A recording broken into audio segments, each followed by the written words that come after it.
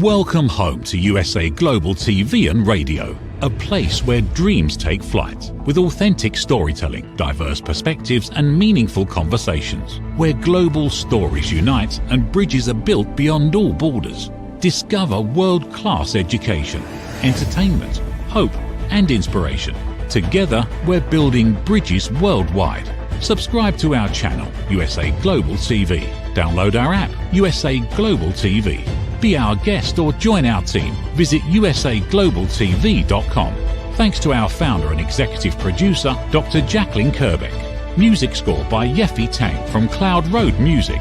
Voiceover artist Mike Porter. Creative direction by Paul Garcia. USA Global TV and Radio, your home for global connection. All rights reserved. This video and its contents are the exclusive property of USA Global TV and Radio. Unauthorized use, duplication or redistribution in any form is strictly prohibited.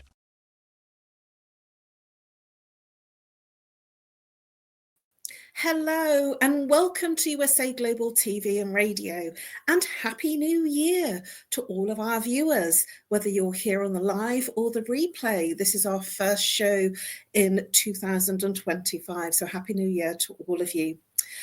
USA Global TV and Radio is where we provide world-class education, entertainment, hope and inspiration. Our show today is A Woman's Prerogative, Part 1, and it's in partnership with E360 TV. A warm welcome to our loyal viewers and our friends at E360 TV. And hello to all of our friends on all our usual social media platforms, YouTube, Facebook, LinkedIn and X. Our topic today is a very exciting one. From chaos to clarity, balancing parenting, business and self-care. Not that I've been a parent, but I do understand because I have been in the midst of many of my friends having to deal with these kinds of issues, and being the friend, the one that's being part of supporting them while they're taking care of the parenting needs. I'm Caroline Heward. I'm absolutely thrilled and honoured to be representing Dr. Jacalyn as your host for USA Global TV and Radio's flagship show, A Woman's Prerogative. I'm a TV presenter, I'm the resident therapist for USA Global TV and Radio, and I'm also known as the Harley Street Stress Expert. I'm joined today by one of our regular panelists, Reverend Lydia Fugiris, and she's all the way from Canada. And we also have a special guest. So let's bring out Reverend Lydia Fugiris, who's known as the Great Mother Divine. Sorry, let me get that right. Great Divine Mother. And she's a mother, a reverend, and she has a master's in metaphysics. Let's bring out Reverend Lydia. Hello Reverend. Nice to see you, and Happy New Year to you and everyone that is watching the show. So it's nice to be with you all. Thank you, Reverend. And before we go into the introductions, I'd love to introduce and bring out our special guest for tonight's show. Her name is Kim Adele Randall. She has an incredible CV. When I was reading up on how to introduce her, I thought, OMG, she should be running this show. She's a TV presenter here at USA Global TV and Radio, and her show is Authentic Achievements. She's an award-winning business consultant. She's an international international best-selling author. She's a renowned master coach. She's a TEDx speaker, and she's a TEDx speaker Doncaster. I'm not sure if that's close to where I am. I need to ask her that. She's also a speaker on the future of leadership, technology, and guaranteed business growth. Let's bring out our special guest for tonight's show, Kim Adele Randall. Hi.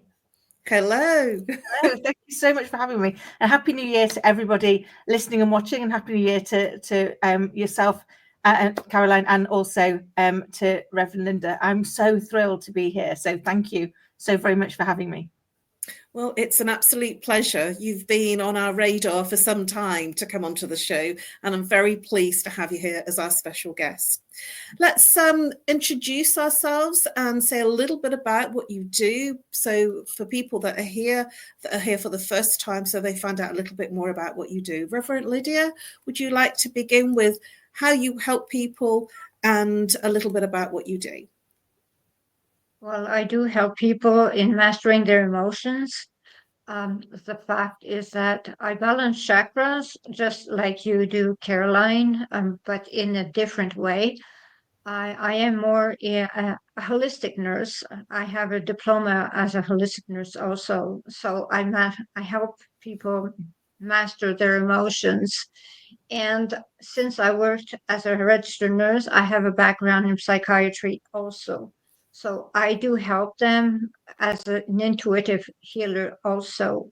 I do help them focus on what is going on with them, balance their chakra, and understand the cause to effect of what is going on with them, for them to understand their situation and improve their lives. That is pretty much what I do. Thank you, Reverend Lydia. Wonderful. And to our special guest, Kim, please introduce yourself and tell our audience a little bit about what you do. Of course. Thank you. So I'm a business consultant. I spent 30 years in corporate life before setting out on my own. I'm also qualified to read emotions, and I guess my main skill is empowering leaders to get comfortable with uncomfortable conversations, of which we know in life and in business there are so very many of them. But if we get comfortable with them, then actually we stop holding ourselves back and we stop holding our business back, so that we can really step out there and make a positive impact on the world. And then the other part of me that I'm super proud of is I'm blessed to be mum to an amazing 8-year-old girl and a 3-year-old fur baby. So I love the fact that I get to balance both of those. And in my spare time, I run a podcast, I host a show on here, and I author books, which is just such a blessing.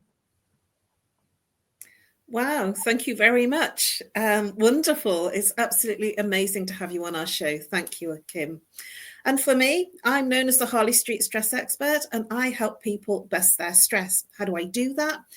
I identify the root cause of what creates their repeating pattern of stress, whether it's physical, emotional, mental, or behavioral. My background and training is in root cause therapy and chakra psychology. I'm also an NLP master, and I've studied many other counseling trainings and courses, and also an energy healer. How I work with people is very swiftly. It's a fast process of identifying what causes your repeating pattern of stress. So sometimes we have a repeating headache or a migraine, or we have a repeating cycle of relationship issues, or we have a repeating cycle of something that happens within the family. And you will know your repeating patterns because it will probably be same thing, same experience, same feeling, different person, different time, different event, but same experience.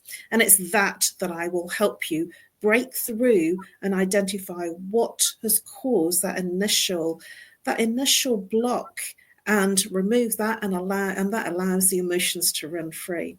I also do lunch and learn for corporates, and that is something that I'm exploring in a bigger way this year in 2025. So let's move on to the show and our exciting topic. Our topic is, and it was given by our wonderful guest, Kim. She gave a few topics of what she would like to talk about, and this is the topic that I came out with in terms of encompassing everything that she wanted to bring up. From chaos to clarity, balancing parenting, business, and self-care. So what I'd like to do is I'd like to ask the first question. And I think I'd like to bring in Kim to answer our first question initially. How do you define balance in your life when it comes to parenting and running a business? So what's your definition of parenting in terms of balance and running a business? Oh, it's a great question. And I think for me, my kind of journey went to the fact that balance is in the moment. So we try and look at everything and go, am I always 100% balanced? No, because life doesn't work like that. But actually, can I balance in the moment to say, how do I plan it? You know, as a single mum, it's really important to me that I dedicate time to my little girl. That's why I chose to have her. But equally, I'm a self-employed business owner, so I've got a team that rely on me for their livelihood as well. And so what I do is I'm really clear on my planning and boundaries, so that I can go, okay, what does success look like for me today as a parent? What does success look like for me today as a business owner, as a leader? What's success look like for me today for my clients? And then I try and allow in there some element for contingency, because life doesn't always go to plan. And the problem that I found before I found that clarity was I was busy trying to be everything to everybody. I was driven by a perfectionism trigger that meant I found myself sadly lacking permanently. And the one thing that I never did was self-care. I mean, that definitely went on the pending pile. But then I realized that actually, as a business owner, I'm one of my most important resources. If I don't work, it doesn't work. I'm the key resource in my organization. The same is true because I'm a single mum. If I don't work, my family doesn't work, because who else steps in to take over? And so I realized that I actually had to prioritize all three equally. Now, that doesn't mean in every day that I spend a third of my day sleeping. I spend a third of my day doing self-care. I do a third of my day doing business. But it means that across the week, I can make sure that I've planned in moments that are about me, moments that are about my little girl, moments that are about driving the business or delivering things for clients. And being intentional for me is how I moved from chaos to clarity. It was really thinking through how do I achieve what's most important to enable me to feel successful in all of those roles and not continue to find myself lacking. That's just an amazing insight, Kim. And I would like to share with you that I have this phrase that I use: if I'm not okay, then it's not okay. The whole thing just doesn't work. And I have this innate thing that when I'm stressed or something's going wrong, and I'll get caught up because we're all human. And when I get caught up, I realize that the clients don't come in, or clients cancel, or the tech doesn't work, or something just stops working. And even my mum, bless her, she knows when I'm not okay, it's not okay. So I really do resonate with that. Thank you. I love that, Caroline. And it reminds me of the fact, one of the things I say a lot is, we use the term fine, and fine is one of those get out of free jail cards. If I say I'm fine, I don't have to tell you anymore, because you won't ask any more details. And therefore, I'm probably not. And everyone else. So I always say to my friends and my family, if I say I'm fine, I mean I'm fed up, insecure, neurotic, and emotional.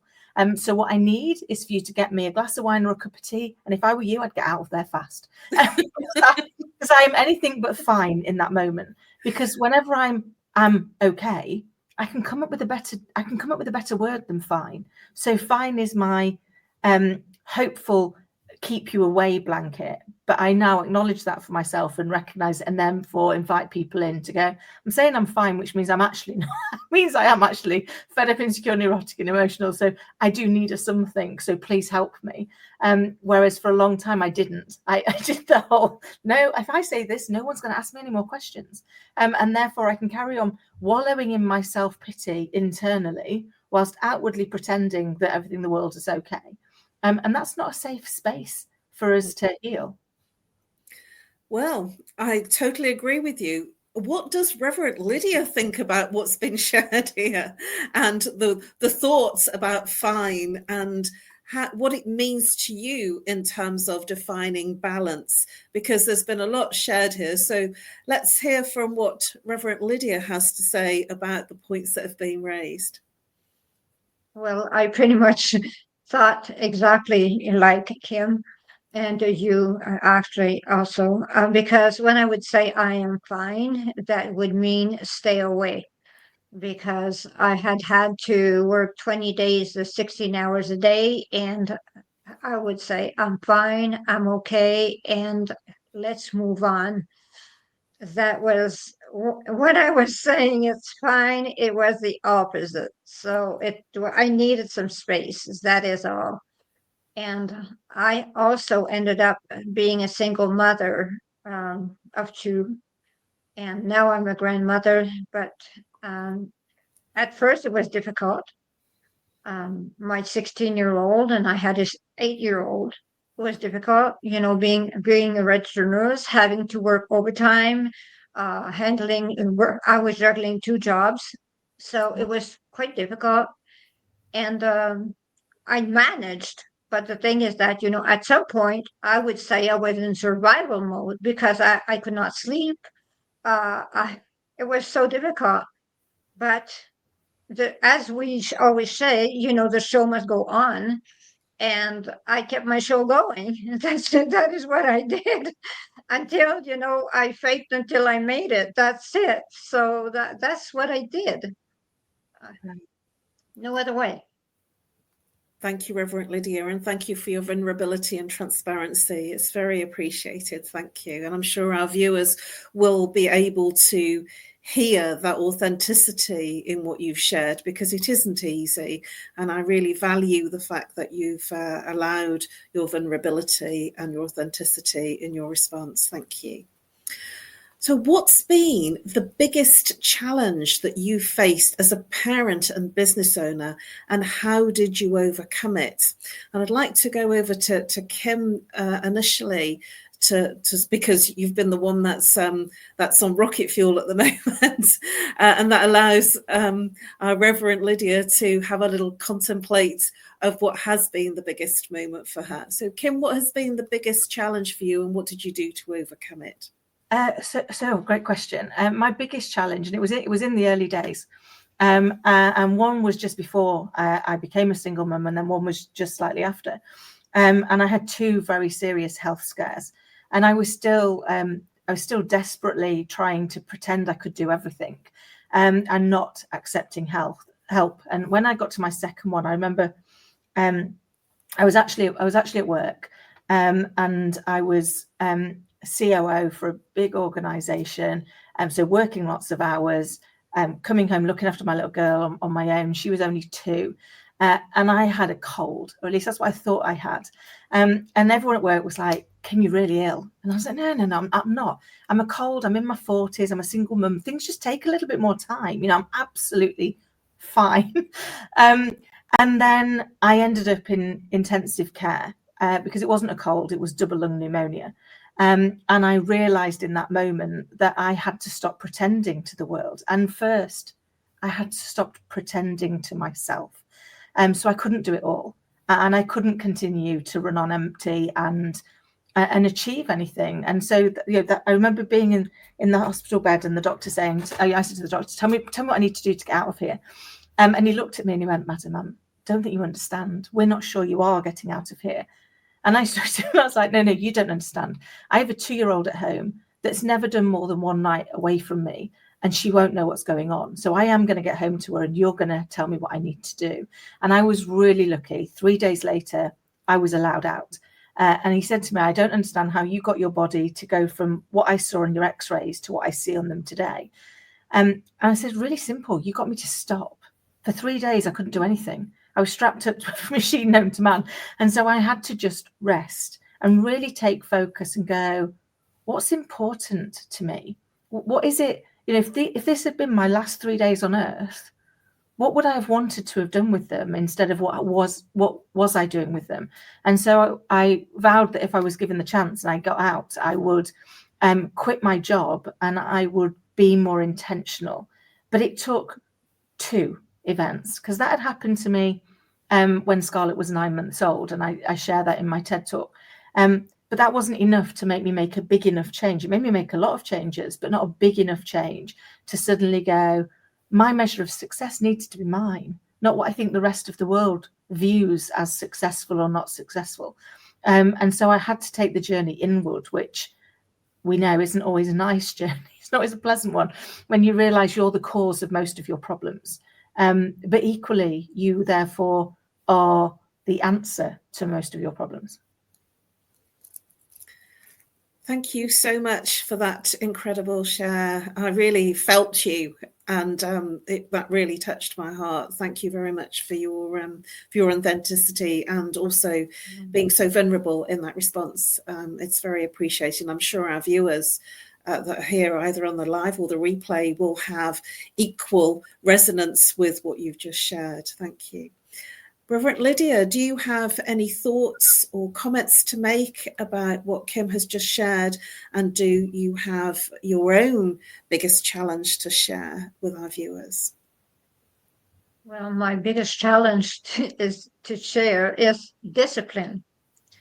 Being disciplined. Since I'm an author, I have to be disciplined, which is quite difficult at times because life goes on. You have to write, you have to answer, you have your business to take care of, and you have to produce. You always have to produce. And children, when you have children, and my husband, my first husband, the father of my children, has passed away. So I am mother and father at the same time. So when there is a crisis, I have to be 100% there for them. So even if I have the books to write, the work to take care of, I do have to take care of my children, even if they actually have their own family, because it doesn't end there. You're a mother, but after that, you are a grandmother. And sometimes it is your grandchildren that need you. So what happens is that if you're a business owner, if you do whatever business, whatever work, you have to be there for your business, but also for your family. And you try to give your 100%, and sometimes it's difficult. So the thing is to actually take care of yourself. I meditate every single day, absolutely every single day. So that is the way I take care of myself. I do not go to Cuba on vacation or anything like that. My vacation I take in my head. So that is the way it works. I do not take an airplane to actually vacation. I vacation in myself every single day ever since I'm 15 years old. That is the way it works. Thank you. Thank you, Reverend Lydia. And for me, I'm not a parent. And at the same time, I've had my own challenges in making things work for myself personally and the business and family. And I also had a sickness that was for about 2 years before I reached out to the NHS to get a diagnosis. And I've only shared this in one particular show, a Talking Head show, and I'm quite happy to share it here, that I couldn't walk for 3 months and I was bedridden. And I couldn't work and I wasn't able to see clients because I was in so much pain. I'd got, when I did finally get the diagnosis, severe osteoarthritis in the right hip, which prevented me from being able to walk without a nerve pain, and 2 prolapsed discs. And when I did reach out eventually 2 years later to get a diagnosis, it made me realize, oh my gosh, no wonder I was in such pain, because I'm not really a person that reaches out to the NHS. And I still had to make things work. And one of the things that I did do was during that time, I showed up and delivered my shows on USA Global TV and Radio. And I never said anything to anyone about the fact that I was in a lot of pain. And it was my bit to say, I'm here, I'm going to deliver, and I'm going to help as many people as I can that tune in. And that was something it was like an impetus for me. It was an intention. I might not be able to see clients on a personal basis, face to face within my home, but I can see them and I can help them online. And that's where the movement of me moving online became much more prolific and much easier for me. And it was the impetus and the intention behind it that moved me into feeling more comfortable being online, because I couldn't have done it face to face and in person. And the way that I overcame that was the fact that I was still there. I was still present and still being seen despite my personal challenges. And that was something that I felt very proud of myself, because when I moved through that pain and not quite completely resolve the issue, but I'm certainly not in the same space of pain anymore, because I self-treated in an alternative and a complementary way. And that helped me with understanding what had caused my problems, and I dealt with them. So that was, from my perspective, something that was hugely challenging, and I changed with the world and went online. So, Reverend Lydia, do you have any thoughts about what I just shared in terms of the fact that I was still showing up on live TV and yet in a lot of pain? Oh, yes. I understand you very much, because you know me, and you know I was in a wheelchair, and you know I was bedridden for 2 years. So you know me, and so I understand so very well.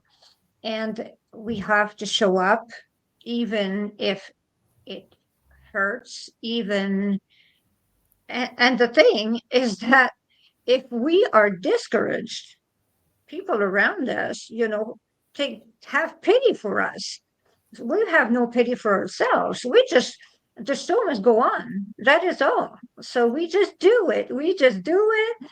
And the thing is that we're not as bad as they think we are, because we have the morale. We can go on, even if we're in pain, even we have all kinds of things going on. We can still go on, because we are warriors. We are strong women. So that is the way we are. We are all strong women. So we go on, we do it, and we go on winning. That is all. We just go on. Thank you, Reverend Lydia. What I'd like to add to that is my mission and purpose was greater than my personal need of pain. It was like my intention of what I wanted to create was much bigger than me, and I thought my little pain, but it wasn't little. It was actually massive. But that was what moved me, that I was producing stuff to help a lot of people, and I was hoping that that would help people, despite the fact that I was in my own challenges of sickness. But it was really comforting, because it was something that I really built myself up to do. A lot of preparation, to make sure that I was sitting comfortably, in that space of pain. But it was just beautiful for me to not even say anything to anyone. Very few people knew that I was in that type of agony and that pain. I only started telling a few people, not many, after I had moved through the debilitating pain and moved through that crisis. Kim, do you have anything to comment about what I've just shared, or would you like to add anything about the fact that my mission and purpose was greater than me? No, I think, I admire both of you so tremendously, for the fact that you have had to deal with with such challenges, and I think it is around having a purpose and a mission that is greater. It's that thing that that drives you on through that pain, that allows you to find that inner resilience that gets you through. I've often shared that for me, Scarlett is my North Star, and she guides me through, and I'm very grateful to her, because in those moments where things have been overwhelming, whether that's pain or illness or anything else, my desire to be there for her is greater than any pain that I have. So I think the fact that for yourself, Caroline, it was that you were doing good for others, and that actually that was worth so much more than your personal pain. It allows you, I think, having used Scarlett in a similar space, to repurpose and put everything into a different perspective, that allows you to say, okay, what can I do that allows me to still be driving to that mission and purpose? And it's clear that your mission and purpose is so important to you because of the drive to want to add value, and the same for yourself, Reverend, to be able to make sure you were still going, you were still driving that forward, you were still being that strong that strong woman, that strong deliverer, I think it does come from being so committed to having a purpose and a mission that is bigger than you. Thank you, Kim. Yes. I have a really great question I want to ask, and it's something that I'd love to hear your thoughts about, Kim, especially as you've been in the corporate world, because that's my background as well. And that is, how do you navigate saying no to certain opportunities or requests without feeling guilty? Oh, it's a great question, and one that, if I'm honest, Caroline, when I was in the corporate world, I was not good at. I was not good at saying no at all. I was like, you kind of almost that old adage, if you want something, do it, give it to a busy person, because they haven't got the time to work out how to say no appropriately, and therefore they just go, yeah, I'll do that. Yeah, it's fine, I'll do that too. So for me, it was a big lesson in having to go back and learn how to set boundaries, and that it was okay to say no, that it wasn't my responsibility to do everything for everybody else. Now, that doesn't mean I wanted to be selfish and do nothing, because that wouldn't sit well with me as a person and as who I am, because I'm a natural born people pleaser. But I really had to go and learn the balance, and to be able to say no to things that actually took too much away from me. Because I'll give you an example. At one point, and I was newly married, I was asked to go and set up a centre in a different part. So I lived in the Isle of Man. I was asked to go to Glasgow to set this up. And so, despite being newly married, I used to fly out on a Sunday, and I used to fly back in if I was lucky on a Friday night, and if I was unlucky on a Saturday morning. And then, because I was desperately trying to prove that I was there for a good wife, I'd spend those 2 days cooking and ironing and washing, so that my husband had got everything he needed for the next week. And it was like, how have you got yourself in this place? And I was 6 months in, and they decided that they wanted to make that permanent, that I moved permanently to Glasgow. But I worked for the same organisation as my husband, who they wanted to permanently stay in the Isle of Man. I was like, I'm not sure this is going to work well. And therefore, it was in that moment of like, actually, how do I find a way to appropriately balance that? And for me, it was that eye-opener that when you are so out of kilter being a people person, that they ran this through all of the channels, and nobody went, that's not an appropriate suggestion. Because everyone went, oh, she'll be fine. She'll make it work. And I don't want to make it work. But I think they're the problems, aren't they? Sometimes we find ourselves almost in the hamster wheel of not wanting to be seen to be difficult or seen to be incapable. Or for me, one of my big drivers was I was constantly convinced, because I started life as a hairdresser, and I still don't have degrees and all of those things. And so, despite the fact I did really well and I made it onto the boards, I was convinced they were going to turn around one day and go, they put the hairdresser on the board. It's a bit awkward. Get her off. We can't do that. And so I wouldn't say no to anything, because I was so worried that I was going to be found out to not being good enough, to not being capable, to not being what was expected, until I realized that, hold on, that was my self-limiting belief that I was driving. And I'd love to hear your thoughts, Reverend Lydia, and yours, Caroline, on how often do we allow our own self-limiting belief to hold us back? And I realized that I said all these things that people would say, oh, they'll think this and they'll think that and they'll think the other. I'm like, you haven't had the courtesy, Kim, of asking them what they think. You've instead created what they think, blamed them for thinking it, and then used that as a reason to not move forward. And actually, the only person that was involved in that conversation was you. I resonate with the whole thing, with everything that you said. And I also was in corporate, very successful and people pleaser. And I was the busy person. I did everything. I worked crazy hours. And my mum said something to me, which I'll never forget. She said, when you're done and you're sick and you leave, they won't think about you. They won't consider you. And she also said that you're just a number. And she says, just think about how much you're giving when you're just a number. You're just the workhorse. And that really frightened me because I thought I was important. And I was, because that's what I thought.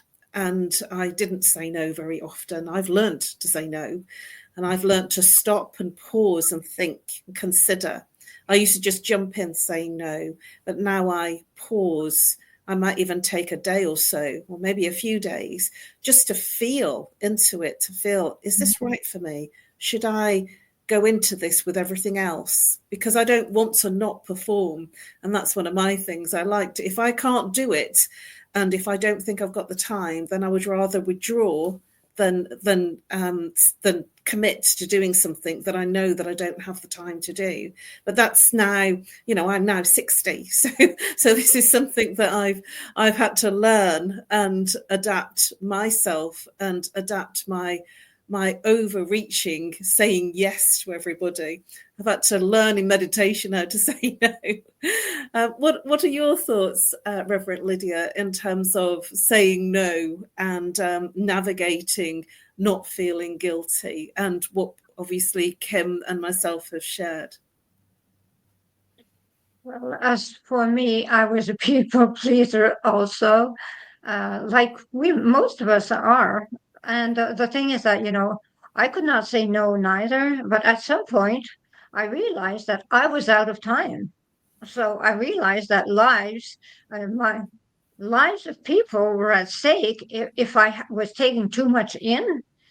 I could make mistakes. So what I did is that, I decided to take decisions to say no to people, to protect other people.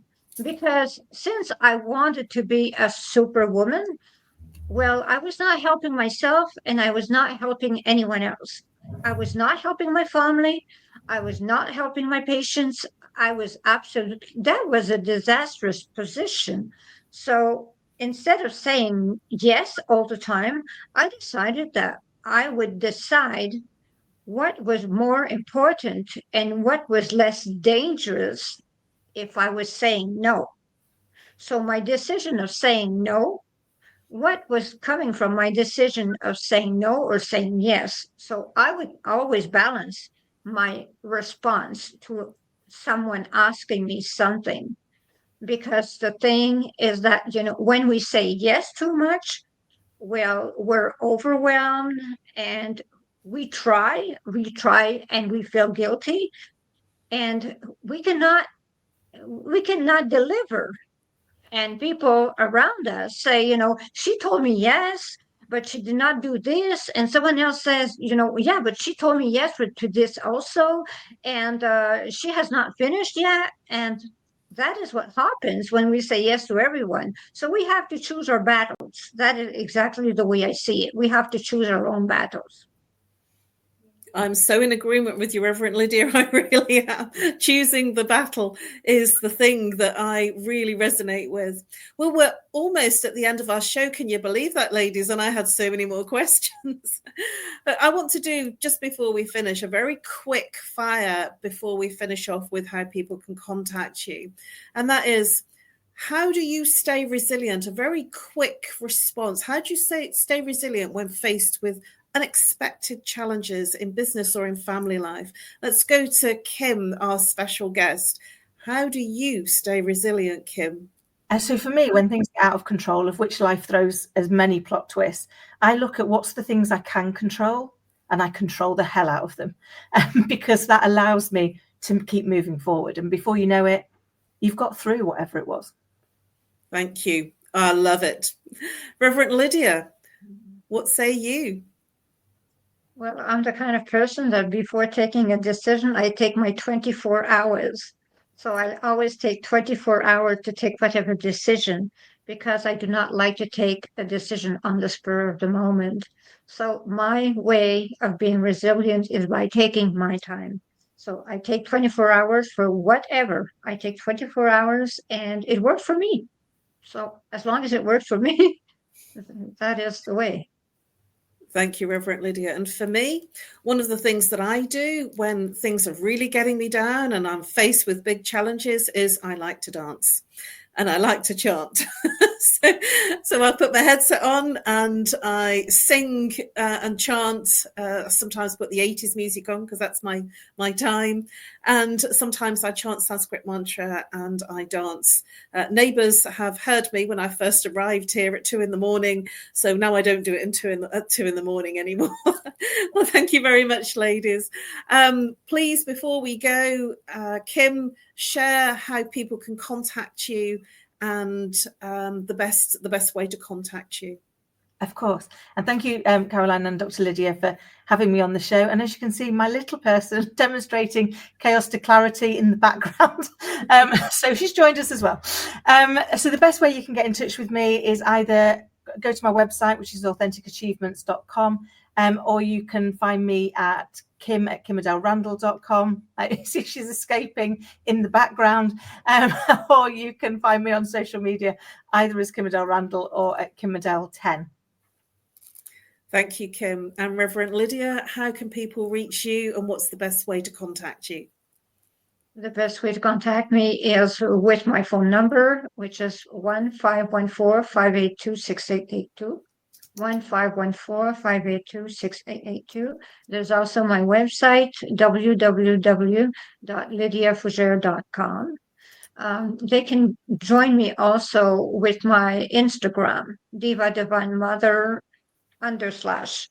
And I always answer. I'm always there, whatever. And I always say, no question is ever ridiculous. If it's a question, it has to be asked. That is all. Thank you, Reverend Lydia. For myself, before I go into my details, it's been an absolute pleasure to have our guest, Kim, on the show. I've really learnt a lot and I feel very humbled by some of the things that she shared, and also Reverend Lydia. I'm thinking that I'm really not great and I'm pushing myself forward and not feeling that I have everything that these wonderful people have. And yet I've learnt such a lot that we're similar in so many ways. So thank you very much, Kim, for your authenticity, and also Reverend Lydia. For me, you can reach me on No More Stress at live.co.uk, or you can call me +44 if you're international. If you're local, 07523 120 189. You can follow me on LinkedIn and Facebook, and I post all of the live shows live streamed from USA Global TV and Radio. And I look forward to seeing you next week on Monday for part 1, A Woman's Prerogative, at 2 p.m. Eastern Time, 7 p.m. Greenwich Mean Time. And we have a part 2, A Woman's Prerogative, coming up very shortly at 9 p.m. Greenwich Mean Time. And that is 4 p.m., I think, Eastern Time. I very much look forward to seeing you all at A Woman's Prerogative Part 2, where we will discuss this further. But before we go, please do join our VIP exclusive community and become an exclusive VIP community member. You have first access to our newest videos, photographs and insights on the British royal family. It's live streamed on USA Global TV and Radio and on YouTube. And now over to our sponsors. Thank you very much for joining us, whether you're here on the live or the replay. And I look forward to seeing you at A Woman's Prerogative Part 2. Bye-bye for now, and over to our sponsors. In a world full of noise, misunderstandings and interruptions, master the art of listening with Dr. Jacalyn Kerbeck. Dr. Jacalyn Kerbeck is the listening mentor of USA Global TV and Radio and the Amazon #1 best-selling author of Mastering the Power of Elevated Listening. Elevate your listening. Elevate your life.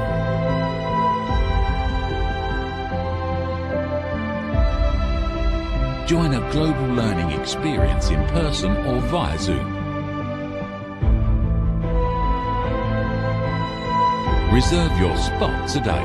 usaglobaltv.com/book-your-session. or drjacalyn.thinkific.com. Join Dr. Kerbeck's listening courses or hire her to unlock deeper connections and authentic conversations. Have you ever felt unheard? Like your words float into a void, leaving you invisible and disconnected? How about feeling judged, when assumptions overshadow your truth, leaving you misunderstood and defensive? And then there's that moment when someone offers solutions you never asked for, dismissing your feelings and leaving you more frustrated than before. It doesn't have to be this way. Dr. Jacalyn Kerbeck, the listening mentor, understands. She's here to help you reclaim your voice, build stronger connections, and create meaningful conversations that inspire understanding and mutual respect. Through her groundbreaking books, online and in-person courses, and interactive workshops, you'll learn how to navigate life's most challenging interactions. Discover the power of elevated listening and transform how you communicate. Master setting boundaries and asking permission to protect your peace. Learn to recognize and release judgment, fostering empathy and true connection. Dr. Kerbeck also offers personalized coaching, one-on-one or group sessions designed to fit your unique needs. Whether in person or virtually on StreamYard, her guidance will empower you to thrive. You don't have to struggle alone. The path to deeper connections and better relationships start here. Visit drjacalyn.com or usaglobaltv.com. Join a global community of empowered listeners and transform your life, one meaningful conversation at a time. Dr. Jacalyn Kerbeck is the listening mentor. Start your journey today.